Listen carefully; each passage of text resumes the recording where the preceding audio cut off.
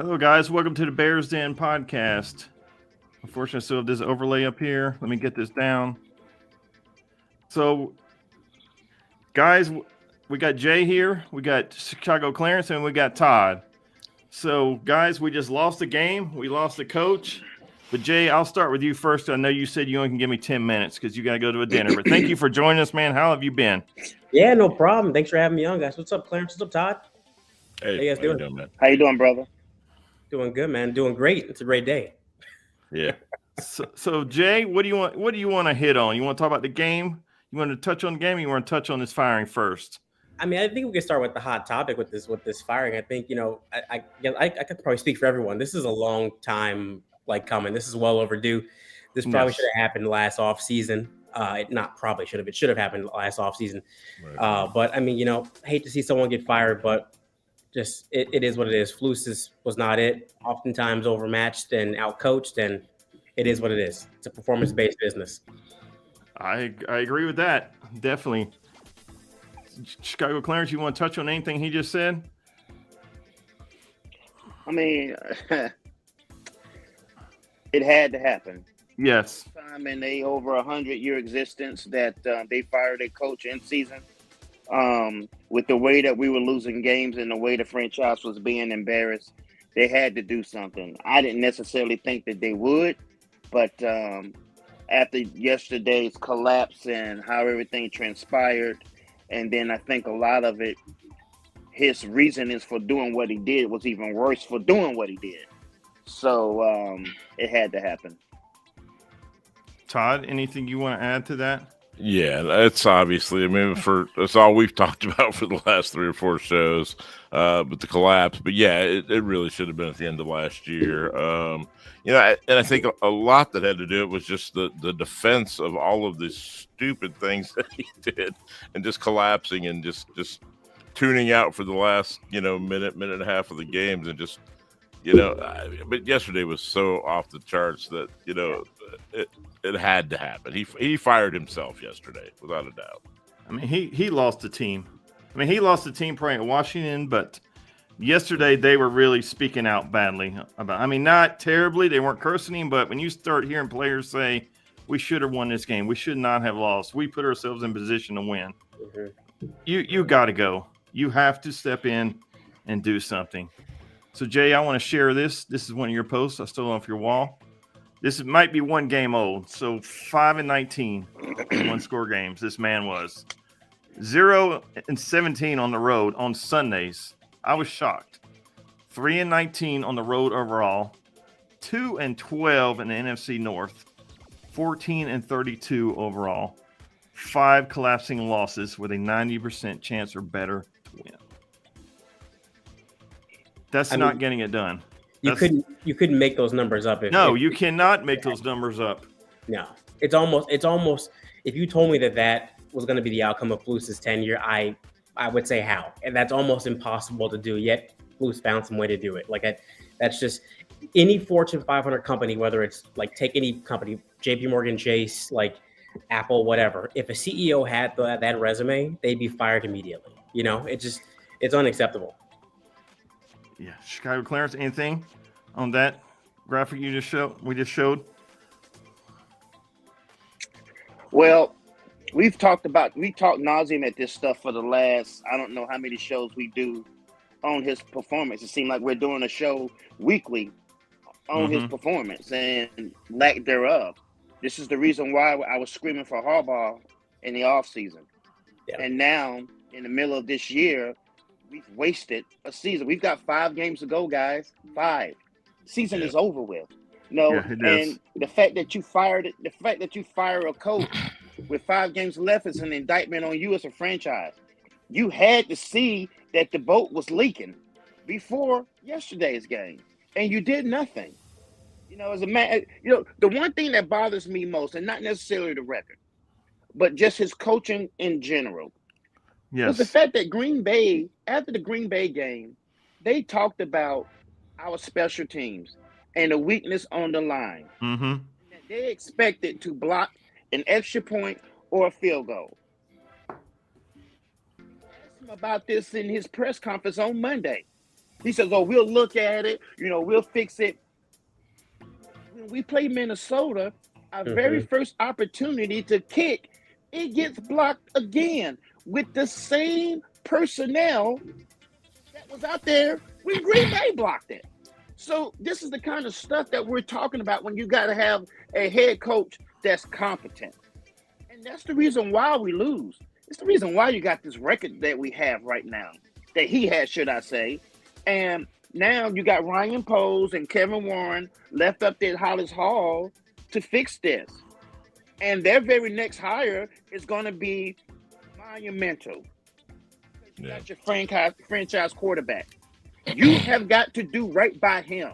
He needs competency. Head coach spot. He needs competency as the OC.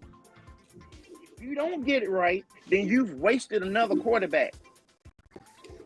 We'll see. Yeah, on those block kicks, they took Braxton Jones out on the kick on the line there. It was a bull rush. It was, and some question about whether you're allowed to climb up on people and all that, but it was like a two-tiered kind of bull rush on Braxton Jones that blocked both those kicks. So, Jay, let me ask you, Ryan Poles, there's his quote from the day. This morning, after meeting with Chairman McCaskey and President Warren, we informed Matt of our decision to move a different direction. I'm not going to read it all. Jay, is his hands dirty or clean in all this? They got to be dirty, right? He needs some soap to wash his hands, right? There's some faults on Poles. Ultimately, it lies with him. I personally don't think Poles fully got the opportunity to hire his coach. Like they started that cycle. They started the interview process before they hired Poles, which I thought was a red flag immediately.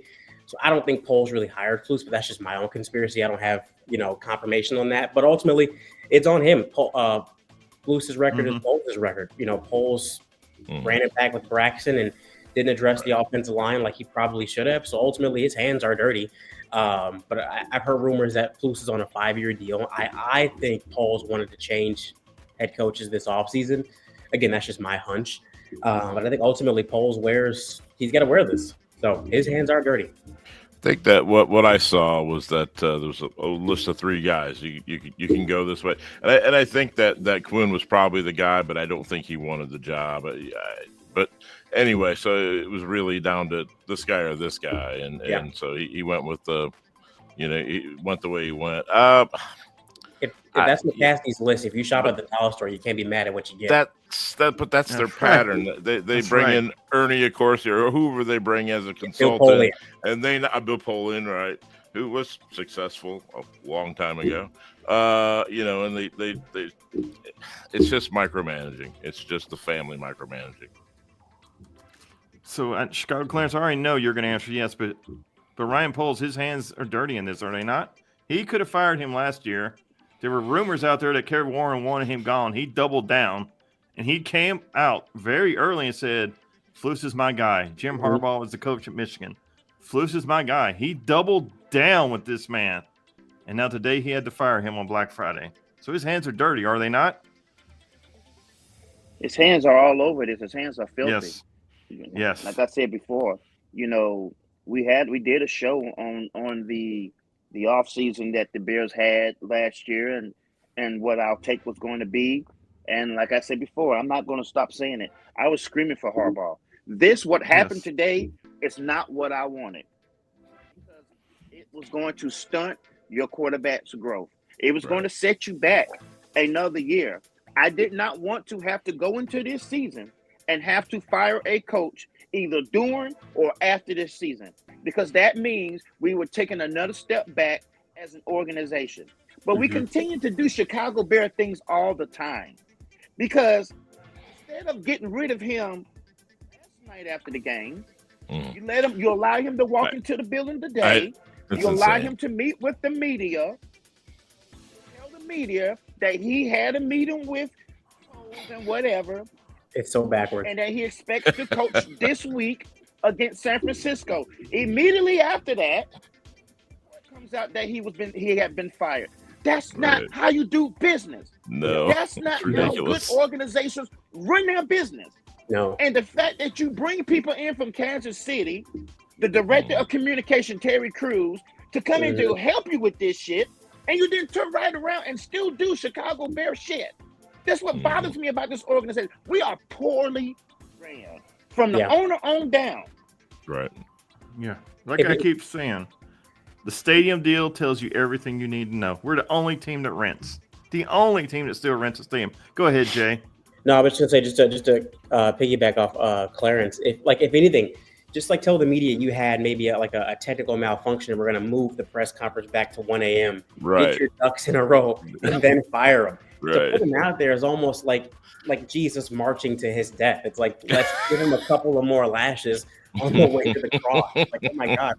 I don't know if you guys saw the press conference today with Flus. It was tough to listen to. I mean, reporters are asking him if he's going to be employed next week, if he still has his job. Like, it was a painful, it was a painful watch.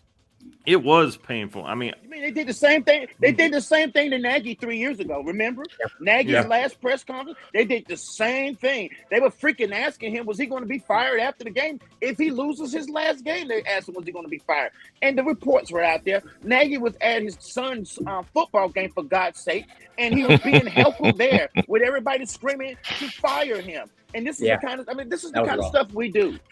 Yeah. And top tier coaches have to look at this and say, do I want to join that organization? I mean, it's just stupid. It's just stupid.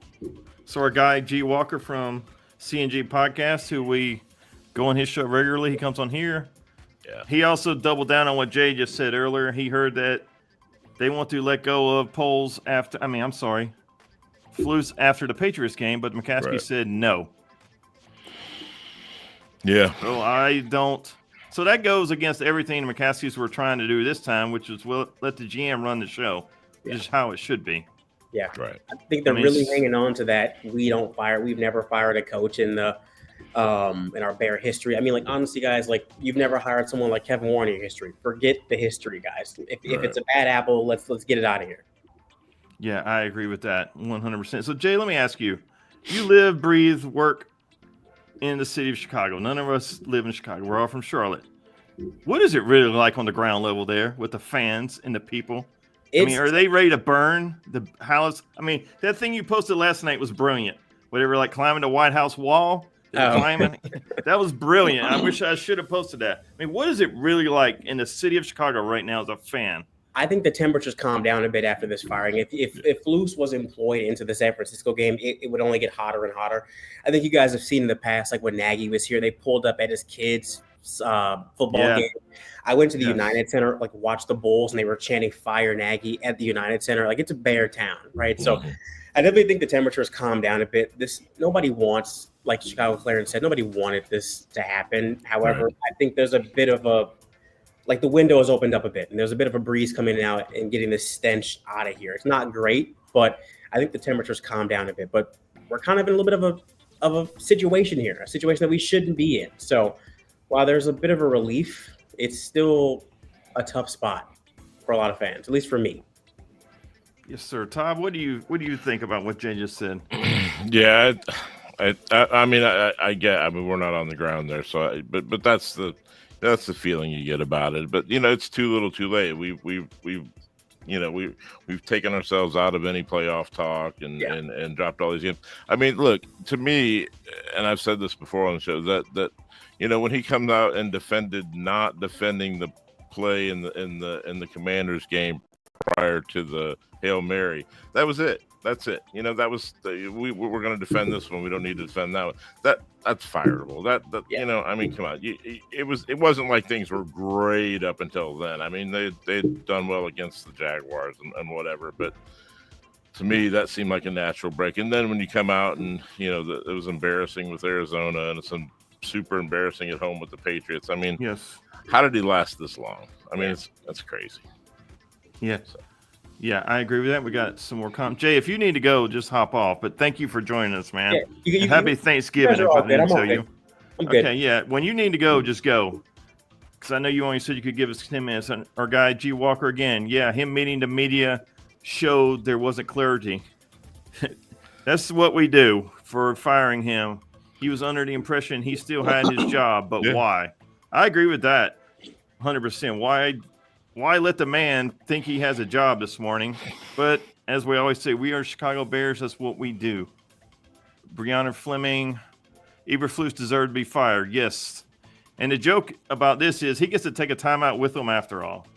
Yeah. He still has his timeout. Yes. Yes, he gets to take a timeout with him after all. Isn't it ironic? The last time he used a timeout was on a challenge, is what they said. That's nuts. So his last time signaling for a time. So, guys, let's talk about the game a little. Yeah. What in the world is this man? What was he doing? Jay, what? Can you explain to me what you saw in the last 32 seconds? Any rational human can.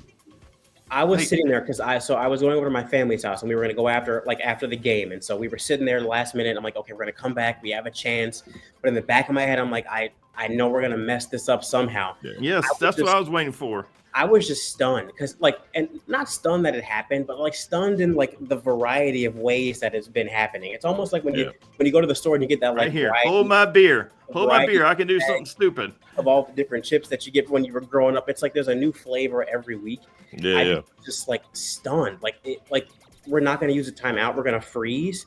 I'm not sure if you guys have heard some of the radio calls from Sirius. I listened to it today. Their home broadcast. As they're calling it out, they're trying to be objective, but you can hear the stunnedness in their voices as the time goes down. Chicago's not going to call a timeout. We're not going to call a timeout. We're not going to. They're going to run a play. The whole thing was just baffling to me.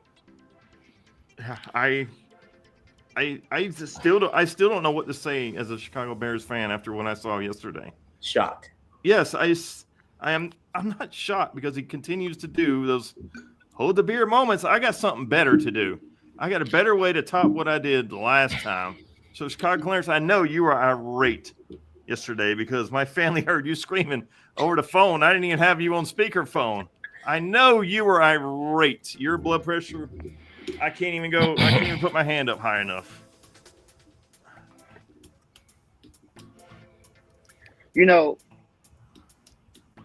Being a fan all of this time, we have seen some pretty miserable stuff. And yesterday was a culmination of all of that. I'm sitting there watching this and I'm thinking, okay, two things is going on. Number one, we got a guy who we feel is our future. Yeah, we seen him take the ball from the 1 yard line and we proceeded to drive up the field.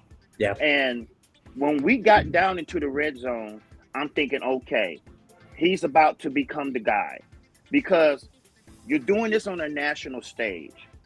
And then the Larry Bourne not blocking sack happens. Well, first of all, we get a penalty. Then Larry Bourne gives up the sack. And I'm like, okay, we're still okay because now instead of us trying to win the game, we can try to get in position to kick a field goal to tie it. And I ain't going to lie, in the back of my mind, I'm thinking about that stupid-ass 2-point conversion attempt that we made. Yeah, every game. Thinking why? No reason for it. Right. Chase point. Had we just kicked the damn extra point, we would now be getting ready to attempt a game-winning field goal. But oh no, not with Super Eberflus up in there. So anyway, I see he gets sacked and is celebrated. At that time, we should have had a play ready because they were on our side of the line. Yeah. Now we can get a play. We can get a play ran, and they're going to be offside. So now it's a free play. But, we can't have guys who think that far ahead. But anyway, when I start seeing it get down to 22 and then 15, then 13, I'm like, what the fuck? Call the timeout. Wow, why? Why? It was too late. That's all you do. So right there. As I seen that ball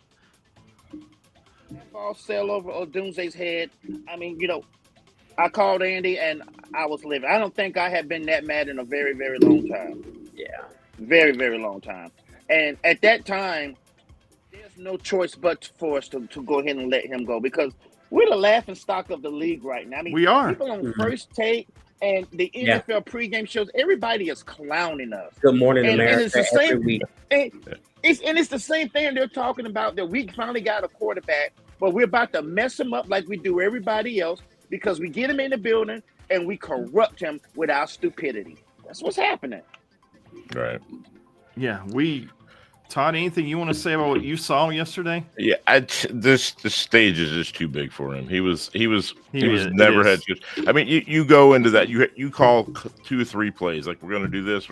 I mean, real professional coaches, especially offensive minded coaches, they'll go in there, then they'll have multiple plays called, and you can do it all at the line. And I mean, there was no urgency. It was insane. It was. I mean, a high school coach would have enough experience to stop the clock there. I mean, if you're trying to save it for the kick, I mean, there's nothing to save. I mean, you run up and spike the ball, you do whatever it is, you stop that clock, and you can't spike the ball though because it was third down. Yeah, and we were out of field goal range, so spiking the ball is not an option. But we got to remember, our offensive coordinator, who's now our interim head coach, has got to bear some of this blame too. How many times did we get away with a delay of the game penalty because you didn't have the plays in?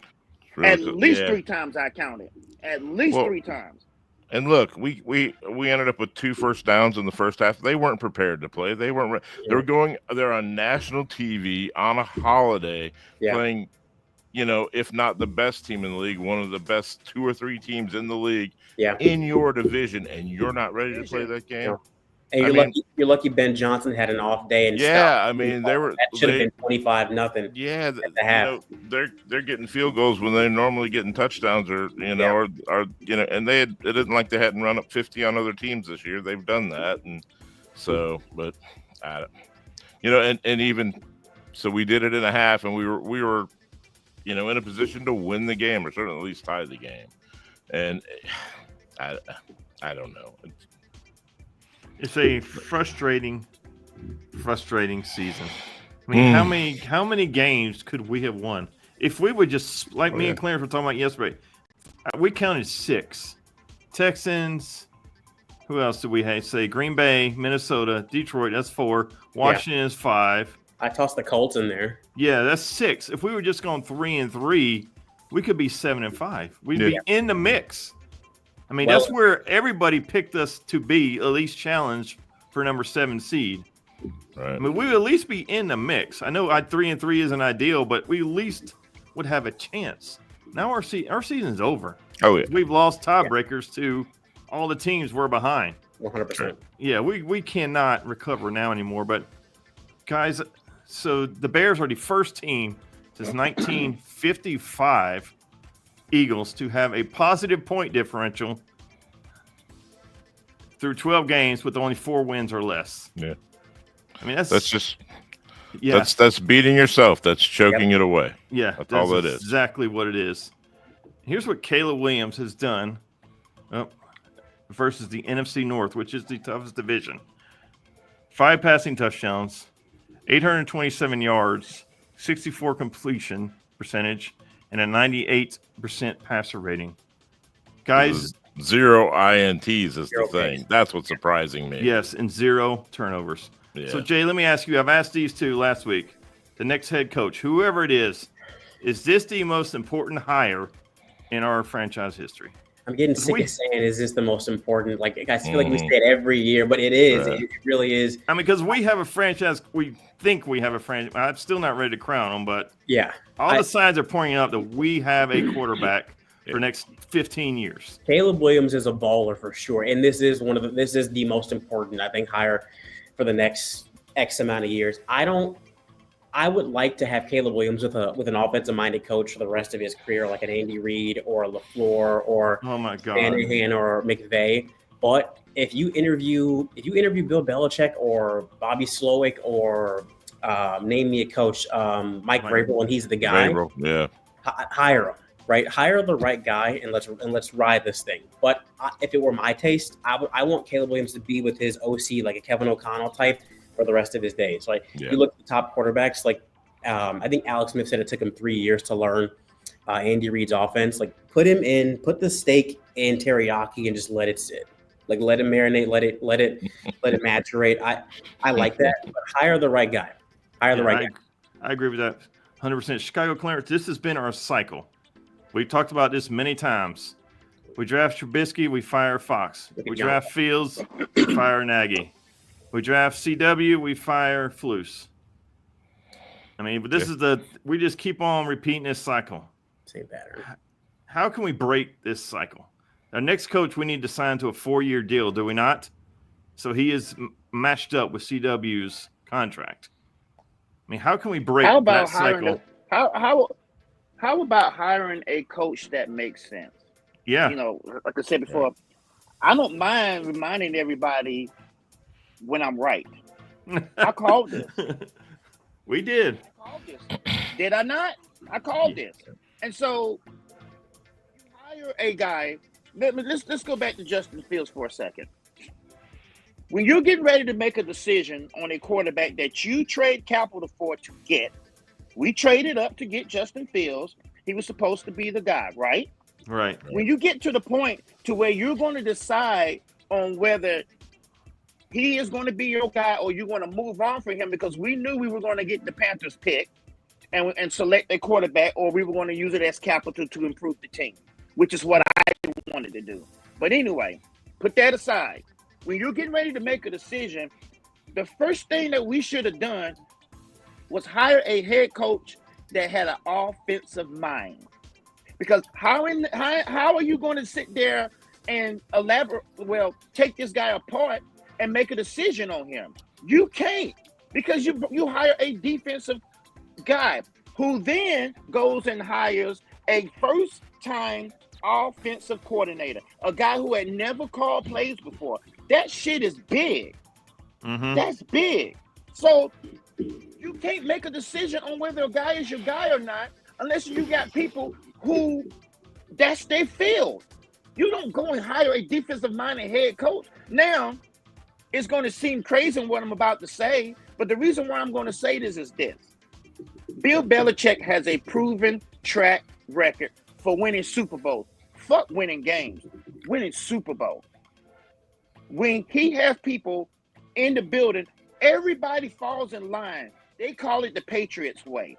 That's what we need in Chicago. Mm-hmm. We need a change of culture, fellas. We need somebody to go in there and change the culture. People have got to be held accountable.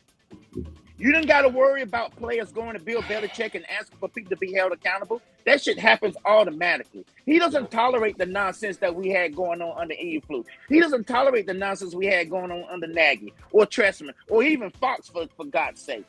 They don't play that nonsense when he's in the building. And that's what we need to go get. Don't give me Vrabel. I don't want him.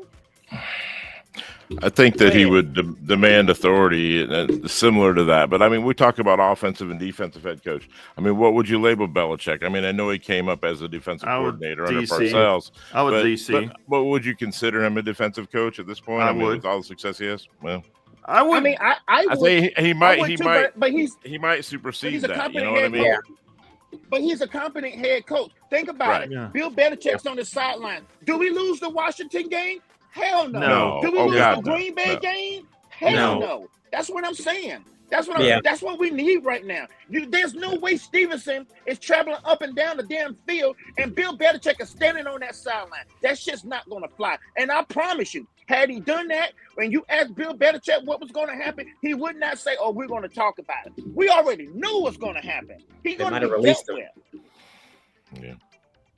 I don't know. You know, it's always back to the family, and are they going to be embarrassed by that hire? You know, are they? Yeah. You know, is he going to do something that's, you know, they'd rather be average or below average and not be embarrassed. Sure, they're soft.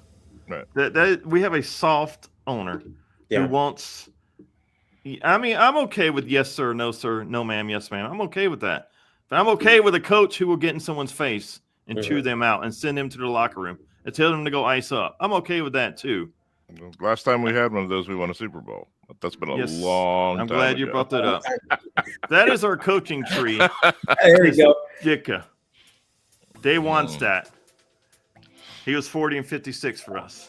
Yeah. Dick Duran, 35 and 45. We love Lovey. Lovey Smith, who we fired because 10 and 6, which we all would kill for now, was not good enough. He was 81 and 63. Well, wait a minute. That 10 and 6 season, it does not tell the whole story, Andy, and you know that. Mark Trestman, 13 and 19, who we thought was the worst coach, but again, hold my beer. We didn't get to the worst one with the worst winning percentage coach yet.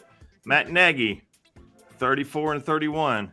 And our boy Eberflus, who now has the worst win percentage, 14-32. 14-32 is crazy. Jay, does any of those coaches, like I know Ditka, none of those guys are in the Hall of Fame. Are any of them, like Mike Ditka is the only one, and Lovie Smith at least got to a Super Bowl. Yeah, but we've had some bad hires. I still hold a soft spot for Matt Nagy. I know you guys might look at me sideways, but What? Jay, you might want to leave right now. part of me, and I know it got bad towards the end though. Part of me just wants to see like what it would have been like if we had just like stuck with Nagy and Justin, just let it ride, right? Just let it kind of develop. But Nagy, it got bad towards the end. But like all of those names aren't, besides Lovey and Ditka, aren't the greatest. They're either flavor of the day. John Fox was a stopgap. Matt Eberflus, vanilla hire. Nothing on that list screams top shelf. Besides Ditka and Lovey. It all screams cheap. Yeah. You're like you said, you're shopping at Dollar General. Yeah. You're shopping at Dollar General. You're trying to catch lightning in a bottle for a first-year head coach. Go ahead. You're screaming cheap. 100. If you bought a Mercedes at Dollar General, you can't be surprised if the engine doesn't work, right? Right. You get what you pay for. I want to say something about the roster. Look, all these guys were bad from Lovey on. Pressman was terrible. It was all bad. But I don't think any of those coaches had the teardown that Flus had. When we brought Poles in, he just ripped up Ryan Pace's team and gutted it. And he had to. Took us down to where this year they made the statement of, it's going to be hard to make this team this year because we do have talent now. Our record's terrible. We have talent. Yes. But to make our team the first 2 seasons with Flus, not the hardest thing in the world if you were a legitimate NFL player. Yeah, 100%. So Chicago Clarence, I know you're aching because he was not a Matt Nagy fan. So Chicago Clarence, I know you're aching to say something here. I like Jay and all, but good God, what is he drinking? Matt Nagy, Chris Collins, I'm setting C off, man. Oh, don't bring up content. Hey, Andy, put that graphic back up with the coaches for a second. I see cheap more than anything. Mm-hmm. Cheap. Yeah. Right. So you got 1, 2, 3, 4, 5, 6, 7. You got 8 coaches up there, right? You know the common denominator of all of them except one is that when they became the Chicago Bears head coach, it was their first time as the head coach. All of them except John Fox. Yeah. Yeah. Even Ditka, that was his first go around. Yep. Even Lovey, that was his first chance as a head coach. Around. But Ditka inherited a championship defense and a legendary. He was just DC. supposed to figure out. Yeah, he was just supposed to figure out the offensive part. And I would go on the limb to say that if Lovie Smith had a quarterback, right, we would have won more games. That was the downfall. Oh, yeah. But, all that goes in hand to hand with how the Chicago Bears do business. We fuck everything up by doing it our way. We refuse to get out of the way. Yeah. And if reports are correct that he wanted to fire him after the Patriots game, then that's what should have happened. Because at that time, you could have then maybe reset the season and saved our chances of being able to make it to the playoffs. Yeah. They're done now. It's a wrap.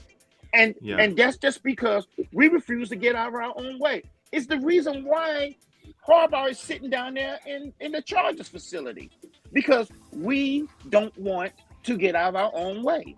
Mm-hmm. And you keep handicapping yourselves as a franchise, doing it the Chicago Bears way. Been doing it for 100 years. When are we going to realize it don't work? Doing it the way that we've been doing business for 100 years does not work. It don't work off the field. It don't work on the field, which is the reason why you're having such a hard damn time getting a place to build a fucking new stadium, because you do everything backwards. And when while we're 4-8, you want to fire him because you think it's going to appease us and save you face in the national spotlight. It's not. They're still laughing at you because all of you up there are idiots. And you give the fans, okay, let's get them a pacifier. Let's fire Eberflus so they'll shut the hell up. We can go ahead and get through this season and reset. You know why? Because we're going to turn around and mess it up again. We always do. Until you decide to break the monotony of the way you've been doing business, we're going to always lose. It ain't going to change until we change how we do shit. And today, the way that we did him going out of the building and making him stand up there and do a fucking press conference, knowing good and damn well we were going to fire him, shows me we still ain't learned. That's not how you do business. You don't do. I can't stand the guy, but you don't do him that way. You don't even let him come in the building. His key fob doesn't work. I promise you. I'm calling the security guy before his ass hits the plane. Change all that shit. Change the locks on his office. Mail him his shit. He ain't allowed back in the building. He would have known when his head the pillow last night he was fired. Yeah. You don't let him meet the media and talk about the game. We don't care no more. We about to fire you. So why do that? We are ass backwards. We are. So Jay, I asked last week, are we ever as Chicago Bears fans going to see this puzzle put together? Got the right coach, right quarterback, right owners, right GMs. Yeah. If we ever going to see this puzzle complete, or she's just going to be always grasping for pieces, looking for pieces everywhere, but we never get it put together. Usually we don't have a quarterback. Chicago Clarence is on to something, man. The Bears do have to change up. Like, what's the definition of insanity, right? Doing the same thing over and over. And we're always saying, all of us on this show are insane. So we keep rooting for this team. As we're fans, insane. we are. I like to take an optimistic approach. The pieces are there. I think the biggest piece is Caleb. Caleb's balling. He's balling. Yes. He's almost like how Justin was turning chicken salad or chicken shit into chicken salad. Caleb's balling, right? We're losing games, but throwing 3 touchdowns versus a defense that hasn't allowed a touchdown in the second half all year. Like, the kids get it, right? If we can really just get the right leader to drive this ship, I think we're cooking. And, fix a couple of pieces. However, ownership has to get out of the way. Like, these little things like this, like knowing you have a problem and refusing to address it before it grows can't happen again. You had a roadmap to Arlington Heights, and you're pivoting and dancing with the city and doing things you should not be doing and delaying things. Like, sometimes the best way to get your destination is just straight, just take the path that's in front of you and just make the right decisions. It's hard. And if we know this as people who don't have Harvard MBAs, not to say you guys, I don't know what's your background, but people who didn't go to school for this and just fans, if we know this, they should know this, I like the city, but do what's best for the organization. Don't do what's best for the city. My God. 100%. We need to get out of bed with the city. I've said it 100 times. We need to divorce the city. Nobody rents anymore. Nobody rents anymore. That's how it used to be in old days. Nobody rents anymore. 1920, that's how it was done. 2024, nobody rents anymore. Like, can you imagine buying a team? I'll give this one Chicago Glenn. You just bought the Chicago Bears for $6 billion, but you don't have a stadium. You don't have no stadium, but you just bought this team for $6 billion, but you don't have a stadium. Like, how do you, come on. Well, I've been super critical of the stadium project. Now, I did hear reports that they finally came to some sort of agreement, and they really ain't laid all of that out yet. But hell, we've only purchased that land a year ago, and it's just been sitting there. Yeah. It makes no, But like I said before, that's the Chicago Bears doing the Chicago Bear thing, because all of that should have been lined up before you wrote that check to purchase all that land. And that's not how we do it. Forget what's best for the city. They don't care about us. Right. Never have they cared about us, and we have been at their mercy for all these decades. But once again, the McCaskies, you sign these leases, and I think we're tied to them another 7 years. We tied to that stadium. I think so. It's like 32, I think. It's going to take 2-3 years to build the new facility up in Arlington Heights. Yeah. So just just do the math, fellas. If we're tied to the stadium for 7 more years, it's going to take, let's just say, 4 years to build that Metroplex out there in Arlington Heights. Right. So you're going to have an empty fucking stadium an empty facility for 3 years. Mm-hmm. Anybody on here that makes sense to? Nobody.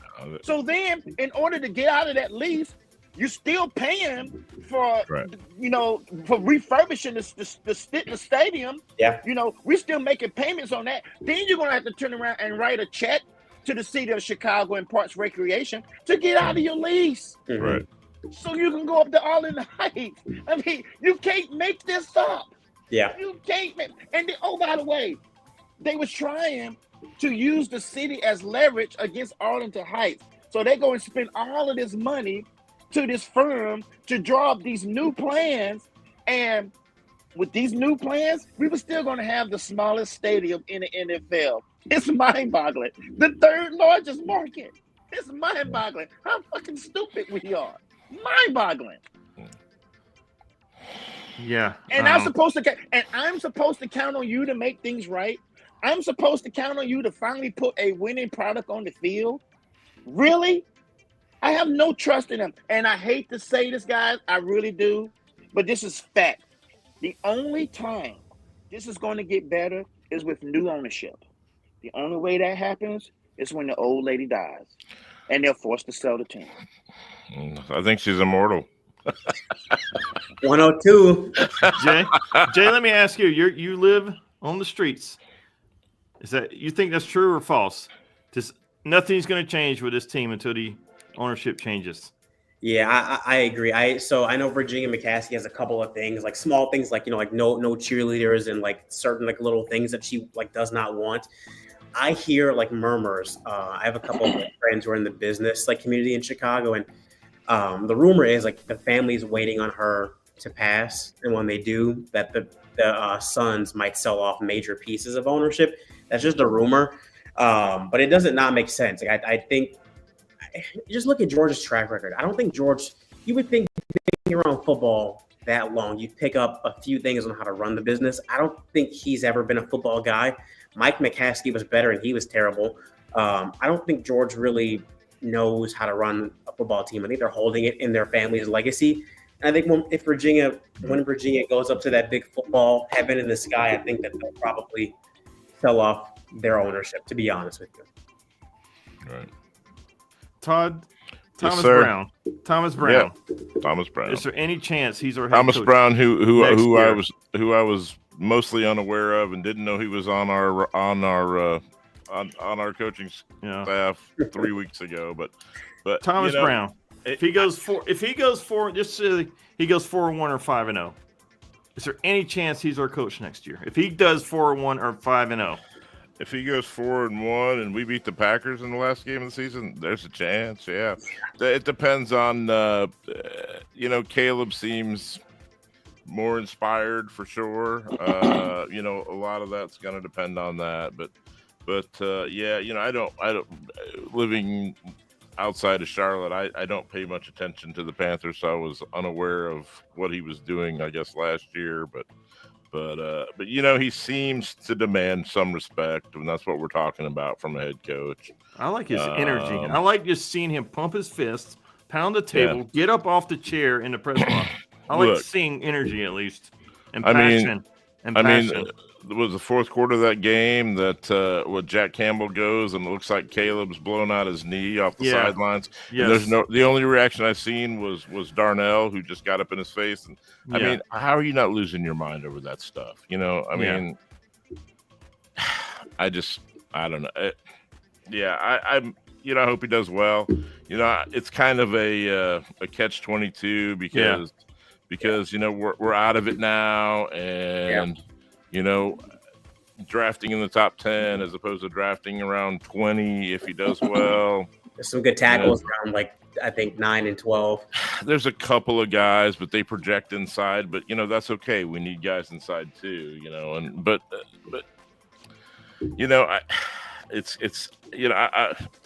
For the last 2 years, it's been play well and lose, or at least last year, tanking, play well and lose, and I'm sick of that. I'm so sick of that. But he has a chance. He'll get if he finishes out the season well, he'll get an interview. He'll be cheap, right? Because he'll be first time. That's what they love. So, but first year head coach. I think his relationship with Caleb over the next 5 games is going to be the key for him. So Chicago Clarence Thomas Brown, offensive assistant, offensive coordinator. The man has made no secret he likes being in the press box, watching from above. Now he's got to come to the sidelines and be the head coach and watch everything from field level. That in itself is a big adjustment for that man. But surely he has thought about that. Is there any chance if he goes 4-1, 5-0, and any chance he will be the head coach next year? Well, it's a catch-22, y'all. Yes, it is. It is. It's a catch-22 because any games that we win, we hamper ourselves on that draft pick. The season is lost. So it doesn't benefit us at all winning football games. Number 2, I mean, you have to go 5-0 before you even get my attention. And I need to see how the team's looking across the board, not just the offense, not just the defense, is why Eberflus kept his job. I need to see how the team looks across the board. Now, the only thing he's got going for him is it's going to be a tough schedule. Yeah. You got to play Detroit again. You got to play Green Bay again. You got to play Minnesota again. You got to play the 49ers, and you got to play the Seahawks. Right. If you win 5-0, he deserves an interview. Yeah. And a really good deep look if he goes 5-0. And if Caleb Williams is looking good and still progressing, I don't see how he's not the front runner. But even with all of that, if I got a chance to get Bill Belichick, I don't give a damn. That's who's getting the job. Well, Bill wanted the Atlanta job. He definitely wants the coach. He wants back in for sure. It's just how much control he wants, because that's going to be a problem. How much money he wants. That's money. Well, he's going to want a lot of money, but if he's willing to cede control, because that's what ran him out of New England, was the roster was just terrible when he was doing all of it. And then the McCaskey comfortability factor with him. That's the 3 things. Jay, any chance at all Thomas Brown is our next head coach? If he goes 4-1, 5-0. I'm going to echo what Todd and Chicago Clarence said. I think if he wins 4 or 5 games and Caleb still looks good, and if Caleb can get back in the Rookie of the Year race, he for sure gets an interview, and he should. I think he should. I would love for like a veteran, or even if like a Ben Johnson comes in and you keep maybe Thomas Brown as like an OC just to keep the continuity. I think that'd be a win-win. But if he should get a shot. If he wins 4 or 5 games, he should definitely get a shot. But giving Ben Johnson a job was once again following our blueprint. Yeah. You're giving a guy who ain't never been a head coach before the job. We need some experience. Whoever. And you're telling him people that have to be on his roster, so it's following the family blueprint too, and it's just like, and maybe he's great, but if he can't command the locker room, and if the players don't respect him, that's what you don't know about this guy. That's the thing. So, but I'm not taking a job with any kind of. I'm gonna bring in my own coordinators and my own staff. Right. So if I can't do that, then give the job to somebody else. I'll keep kicking your ass from Detroit. That's what I was going to exactly what I was going to say next. Say Thomas Brown does so well that we demand the next head coach keeps him. We've been doing that cycle many, many times over. We kept Chris Morgan. We kept Vic Fangio. We even kept Buddy Ryan from Mike Ditka. That worked out in our favor so we could win a Super Bowl. But don't you guys think if we move on from this entire coaching staff, the next head coach brings in his entire staff? There are no more carryovers or holdovers. That's the way it's done. No more. That's the way it's done for a real football team. Be done. Yeah. It should be done that way. You're convinced this is your guy, then you let him make the choices he wants to make. That's just the way it is. I mean, not necessarily from the GM perspective, but if the GM says, hey, this is my guy, then you bring in your staff. And that means goodbye, Chris Morgan. You don't get to be retained, all of that stuff, And then also, what's that going to do with the defense? Do we switch? Or we can bring somebody in? Are we a 3-4 instead of a 4-3? Yeah. This is, all this stuff. Personnel now. Yeah. And I'm assuming Eric Washington is going to be the defensive coordinator. I cannot find anything confirming that. I've read and looked. I'm assuming he's going to be our defensive coordinator. I'm sure. Do you guys know if Thomas Brown is calling plays at all? I have not heard anything about it. That was my next question. Next head coach. We've been doing this for a while. Head coach. Matt Nagy, head coach, offensive coordinator. Matt Eberflus, head coach, defensive coordinator. Don't we need to stop that double duty for head coaches as well, and let that them was just not- be a leader of men? Well, There's Flus something wasn't else we that could do. until I know. until he had to be. Yeah. Right. But we've been doing that now for how many coaches in a row as well? Well, I mean, So you we got need to to stop that. you got to get the right guy. I mean, Kevin McConnell calls his own plays. Yeah. Sean McVay calls his own plays. Yeah. You know, it is just a matter. Is the guy competent enough to do it? You know, Matt Nagy should have never gotten a job because Matt Nagy only had one game where he was the Right. offensive coordinator, Yeah, and that was a playoff game. We saw what happened, and we hired his ass anyway. And Eberflus is a competent defensive coordinator, but that does not marry you into being a good head coach. So he could not do both. So I don't think that the fact that he's going to call his own plays is a hindrance. If that what happens is a hindrance to him being able to do it. We got to see that when it's time for you to be make situational decisions, can you or can you not do that, no matter what's happening? Can And you as do this? Yeah, if we're looking at across the board on how we do shit, we don't even have nobody up in the booth to call us down and help us with time management, help us on challenges. Record tells you that on challenge that he's only won 2 challenges in 3 years. Right. I agree. So, guys, we only got 9 minutes left or so. So, Jay, I'll let you go first because I know you got to go. What are your final thoughts about the state of our Chicago Bears? I think overall, I mean, there's a lot to be negative about, but I think overall, I think we're in a really good spot. If you didn't have the quarterback, if your GM was missing left and right, and you fired your head coach, like if we were the Saints or the Raiders right now, or the Giants or the Jets, I'd be much more pessimistic. But the fact that we have Caleb, our roster is solid-ish. I'm hopeful for the next. Choose my words carefully. I'm hopeful for the next coaching cycle. I'm hopeful for the next couple of months because of Caleb alone and the pieces that we have. We got to hit. We got to rebuild that offensive line. We need a pass rusher opposite of Montez. Probably need some depth in the secondary. May need to replace our cornerback too. But overall, I'm happy with what we have, and I think there's a lot to look forward to. So, Todd, what are your final thoughts about our Chicago Bears? Yeah, the roster's good. You know, we've never had a quarterback on this level. I mean, you know, we've had guys that were serviceable, but we've never had this. So, just from that aspect, it's positive. But you know, we've got a couple holes. You know, we need some linemen on both sides of the ball. But we're having 5 picks in the top 115-ish. So I mean, you know, we're going to get bodies for that. I don't know about the second cornerback. I think that Stevenson actually played better yesterday. Looked like he had kind of shaken that off, but it definitely affected him.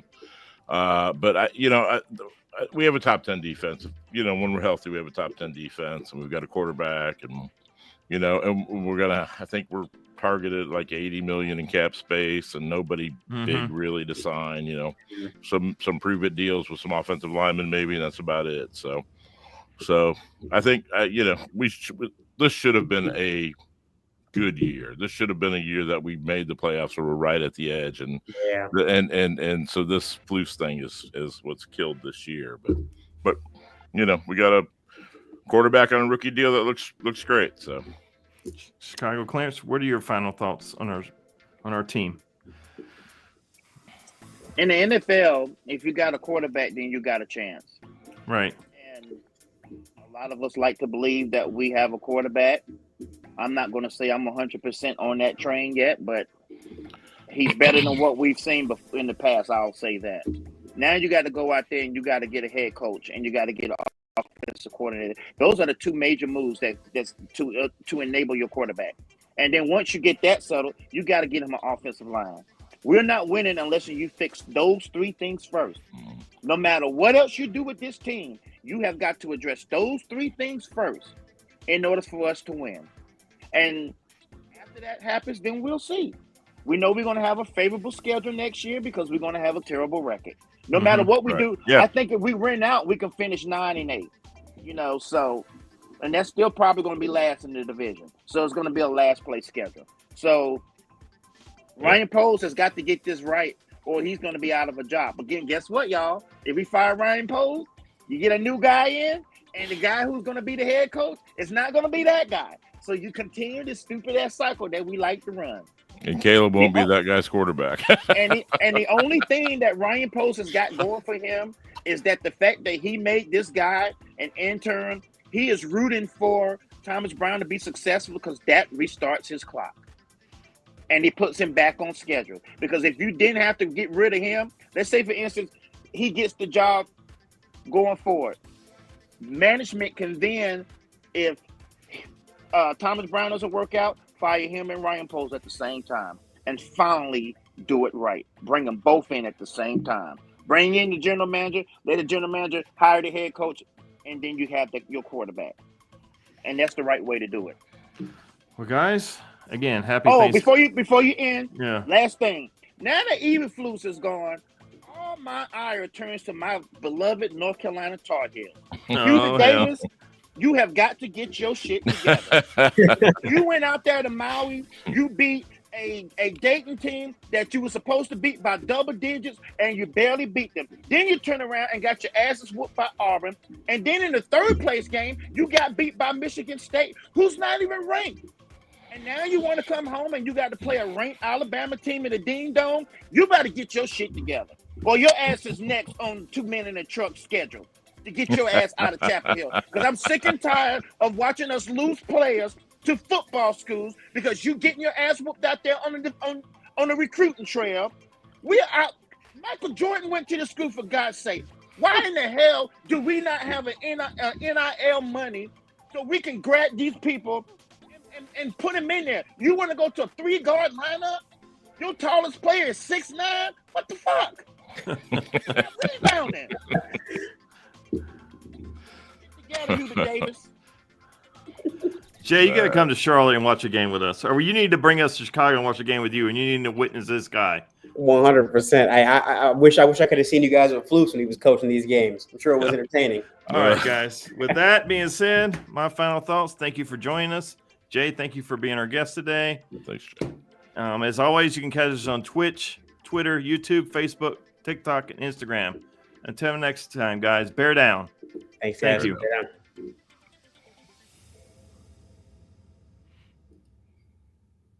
See you, Andy. See ya.